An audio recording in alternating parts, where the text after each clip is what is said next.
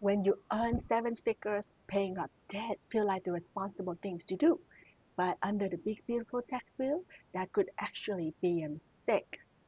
For high income earners, smart debt isn't a burden, it's a tax strategy. And if you understand how to use its rate, the IRS can effectively subsidize your growth. In this video, we will break this down step by step. There are six main parts. 1. What changed under the big beautiful tax bill, which is short for TOB3, and why it matters. 2. A story showing how a client can leverage and save over 20 grand in taxes. Step 3. The 5-step framework to turn debt into tax strategy. 4th, how to plan beyond 2026 and keep your deductions strong. 5th, the bonus investment leverage play that high net worth families use. 6th, a closing framework for how to think about good debt and bad debt under the new law. So, if you are a business owner, investor, or a professional earning $1 million or more a year, this video will show you how to borrow strategically, protect your liquidity, and grow your wealth tax efficiently. Why all this matter? The rich don't fear debt. They design it. They borrow to buy appreciating assets, not depreciating ones. And when they do it right, the IRS help pay part of the interest. TOB3 didn't close that door. It's widened it for people who understand the new rules. So how do we approach this? Let's start by understanding what actually changed under the big beautiful tax bill and why it's opened a window of opportunity for the strategic leverage. So let's move on to part 1. So what changed under TOB3? So under TOB3, so section 160J, which limits how much business interest you can deduct, got a major adjustment. So before TOB3, deductions were capped at 30% of adjusted taxable income. And that income was calculated under EBIT, meaning you couldn't add back depreciation or amortization. So that hit high capital businesses the hardest. TOB3 permanently changed that and restored the EBITDA to the calculation, which means you now add back depreciation, amortization, and depletion. The percentage cap stay at 30%, but because your adjusted income is higher, you can now deduct more interest. For $1 million earners, this matters because your deduction ceiling expanded without you doing anything differently. Real estate and farming businesses can still opt out entirely, though this election comes with a trade-off. You must use ADS depreciation and give up bonus depreciation. Investment interest remains deductible, but only up to your net investment income. The IRS now explicitly emphasizes productive leverage, meaning borrowing that generates business or investment income, not lifestyle debt. In plain English, the government is saying if your debt builds the economy, we will reward you. If it's fund your lifestyle, you are on your own. Let's see this in action. So theory is one thing, but let's bring this down to earth. Let me tell you about one of our clients and how potentially he can use this rule to his advantage. Let's talk about Alex Design Firm. So Miss Alex, a 42 years old business owner in San Francisco who runs a private design firm. In 2025, his S corporation reported $1.5 million of profit.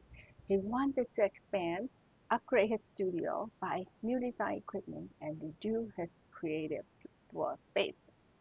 He had cash available in his brokerage account, but instead of depleting his liquidity, he made a strategic move. He borrowed $80,000 through a business loan at 7% interest. Here's what Alex did step by step. The loan funds went straight into the business account, not his personal one. Every dollar was used for business purposes like equipment, software, renovation. His EBITDA-based adjusted taxable income for 2025 were roughly 1.5 million. The 30% interest limit gave him a ceiling of 450K, well above the 56K he paid in interest. That meant the entire 56K was deductible, reducing his taxable income and saved him around $21,000 in taxes. And here's the key. Why the IRS subsidized part of that interest through reduction, Alex's cash stayed invested, continuing to earn return elsewhere. To compare that with another decision he had made, he also refinanced his vacation home in Lake Tahoe, but that debt wasn't tied to income-producing activity, so it didn't qualify as a business deduction. He could claim a limited mortgage deduction on Schedule A, but it wasn't strategic debt, it was just personal. That's the fundamental mindset shift. Good debt earns you money and tax benefits. Bad debt just costs you money and lifestyle upkeep.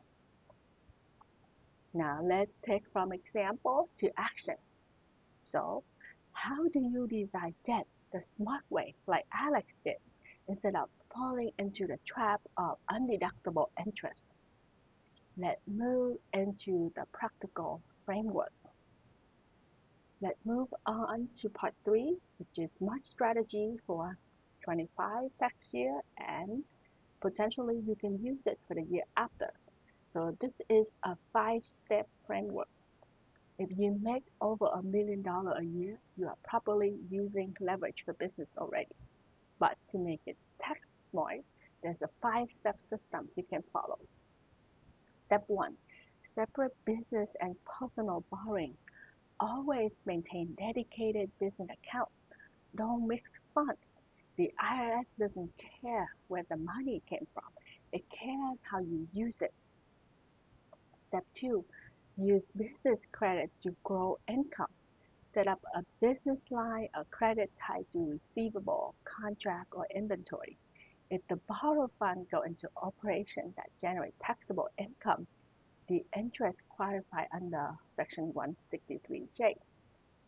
Step 3, borrow against appreciating assets, not cash. Instead of selling stocks or property and triggering gains, borrow against them. This preserves your assets, provide capital gains, and keep your network compounding. Step 4, track every dollar's purpose. If you borrow $500K and $300K funds business expansion, while $200K fund a new car, you can't deduct the $200K portion. Tracing determines deductibility. Always document how each loan was used. Step 5, eliminate consumer debt. So personal loan, luxury car, and lifestyle purchases generate no deduction. For high earners, that's the quickest way to destroy wealth. These 5 steps will turn borrowing from a liability into a financial engine. Now, let's zoom out. We have looked at what changed and how it applies right now, but what about the future, when interest rate drops and the temporary rules start to phase out? Let's talk about how to plan ahead.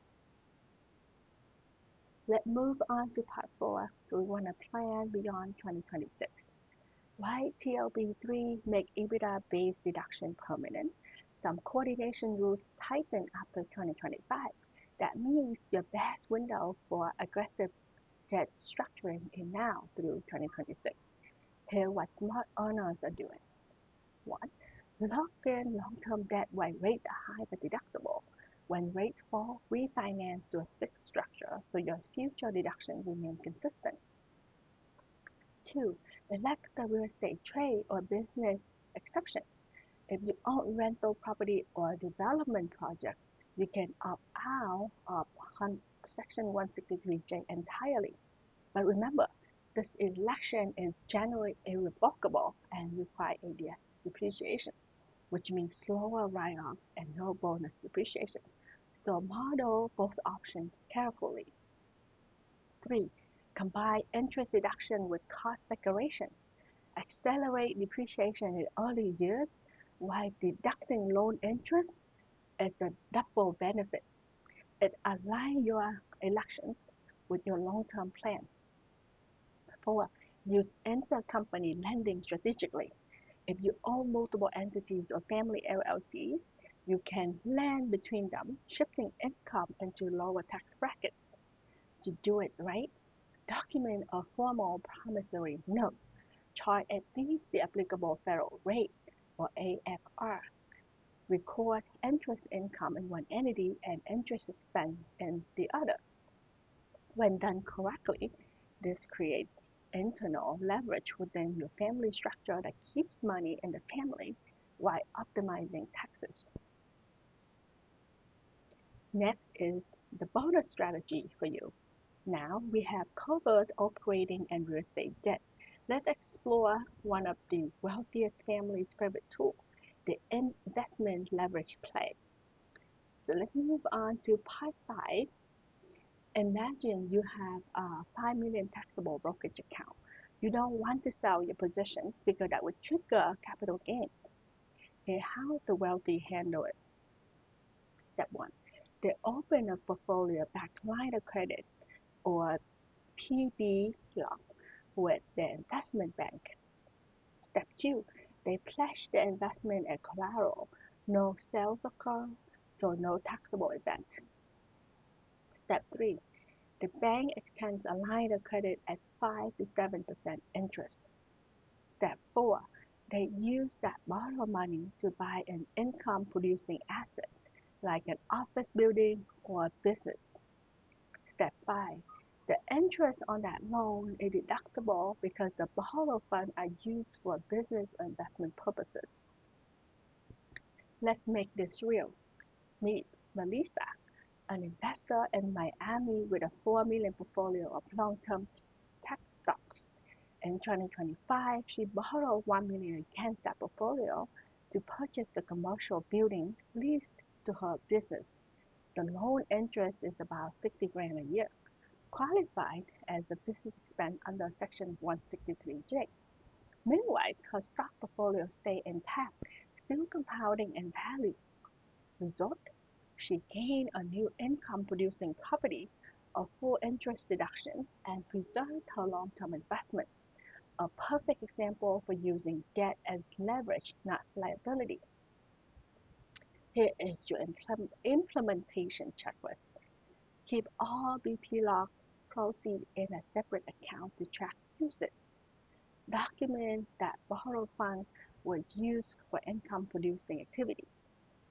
Coordinate with your tax advisor to categorize the interest as business or investment interest on your return. Done right, the strategy builds wealth on two fronts: assets growth and tax savings. We have gone through a lot, so let's recap the big picture before we close.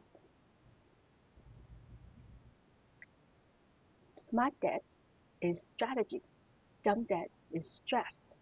TOB3 rewarded the kind of borrowing that builds income and penalized the kind that buys lifestyle.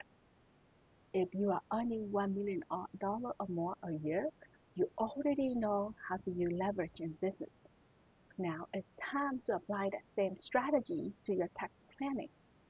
Here's the mindset to remember. Borrow for profit, not pleasure.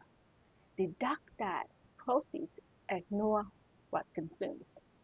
Document every transaction because the IRS only respects what's traceable.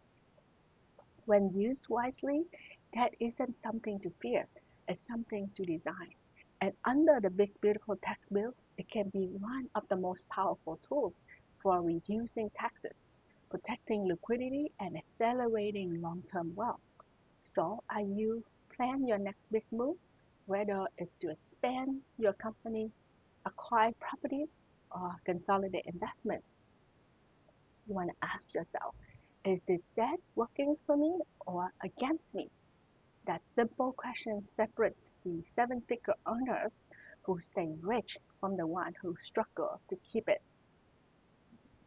Thank you for watching. I'm Mia, and I will look forward to see you at our next video.